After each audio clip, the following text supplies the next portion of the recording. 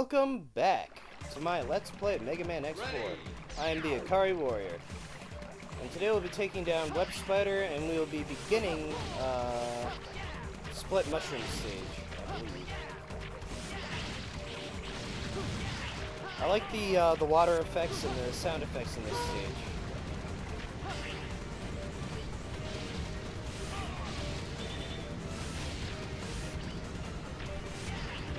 There's a lot of rushing water, waterfalls. This is where the leg upgrade is if I was playing as X, but I'm not.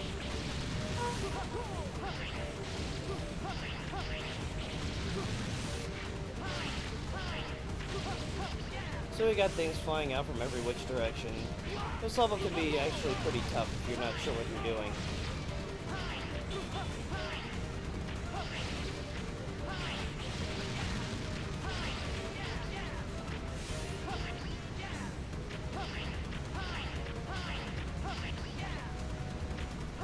And so we jump across these logs. That one's a little trickier because they take a log away from us. And Zero can attack from ladders. Yay.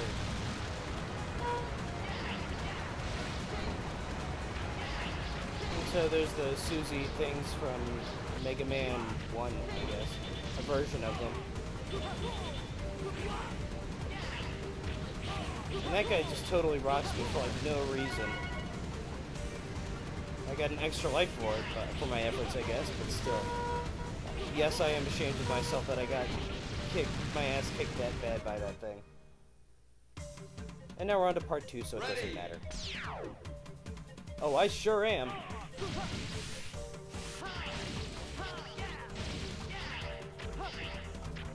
It's interesting that with Web Spider they decided to go with a, there's our new icicle attack. It's interesting with Web Spider they decided to go with a tarantula sort of motif. It makes sense, like a jungle spider. The thing is that the kind of spider that they're thinking of doesn't really use webs to catch its prey. They usually are underground type of spiders that use trapdoors to catch their prey. Yay, pointless facts in a Mega Man game that nobody cares about.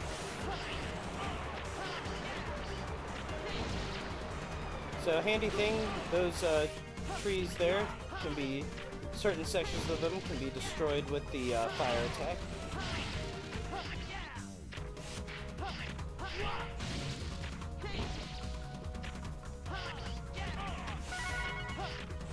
And that's the most cleverly hidden heart tank in the game. Everything else is pretty laid out in the open for you. So, again, this stage is being pretty difficult. If you get too close to that burning wood, that while it's after you've destroyed it, you can take damage from it.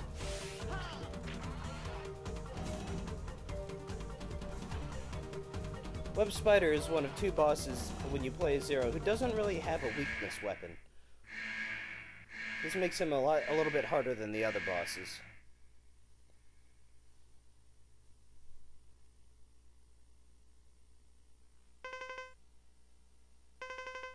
Ah, Zero, I've been expecting you. Spider, you work for Repliforce? Yes, I lead a renegade unit now. There's still time. Call off the coup. No, I know where my loyalties lie.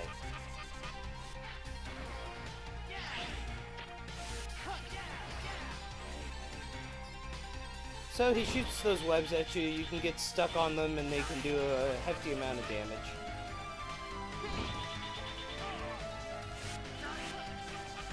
That was dumb of me.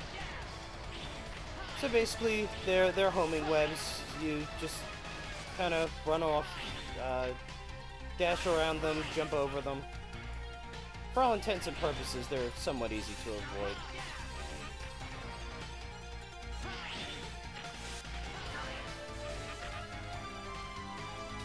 That was close. So, I have to correct myself. There are actually 3 bosses when playing as Zero who don't really have a weakness weapon. Web Spider, Magma Dragoon, and who's the third one? Slash Beast. Those three don't have weakness weapons. Everyone else is actually pretty easy.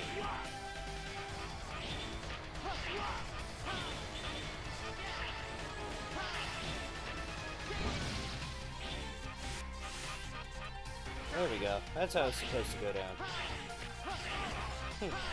The way that got captured, every other frame, the web looked pretty cool. I like how the web comes down and explodes after you beat Web Spider.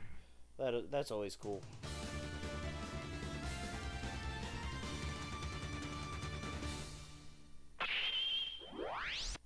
Yeah. You won. RAIJINGEKI, which is Japanese for useless lightning attack that I will only use about 4 times in this LP. Except against Split Mushroom. Oh, speak of the devil. Split Mushroom! He occupies the laboratory and will attack whoever visits there. Ready! Like the split mushrooms in my laboratory. So this is a neat effect. I like the whole 3D, semi-3D staircase thing with the central pillar there. This layout is reused in Mega Man X5, which really takes away the novelty of it because it was done so much better in this game.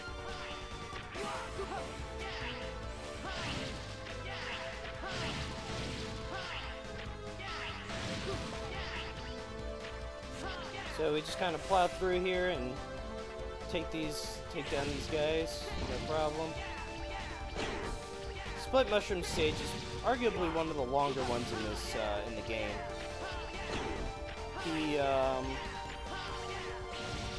The part 1 and part 2 together are both actually pretty lengthy. The length of this stage makes it so much more difficult than it is. But even then, it's not too much to contend with. It's just a lot to contend with. Those closing doors are pretty neat. I like the sound effect for that. And this is why we went to Dragoon first. That fire uppercut attack is really, really useful in this stage. In every stage, really. But Zero's only defense against anything above his head. So that thing comes up, it flies back and forth, and then it destroys whatever platform you're standing on. So logically, you want to be sure that you kind of hit it left to right, or rather right to left. Actually, it doesn't really matter, as long as you're consistent.